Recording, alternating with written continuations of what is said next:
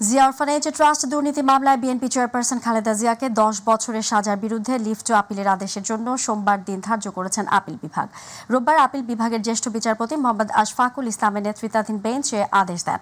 গত 3 November Zia orphanage trust দুর্নীতি মামলায় খালেদা জিয়াকে 10 বছরের সাজার বিরুদ্ধে লিভ টু আপিলের শুনানির জন্য 10 নভেম্বর দিন ধার্য করেন চেম্বার আদালত। 2018 সালের 8 ফেব্রুয়ারি জিয়া অরফানেজ ট্রাস্ট দুর্নীতি মামলায় খালেদা জিয়াকে 5 বছরের কারাদণ্ডাদেশ দেন বিচারিক আদালত। একই সঙ্গে এ মামলার জন্য 5 আসামির প্রত্যেককে 10 বছর করে সশ্রম কারাদণ্ড দেওয়া হয়।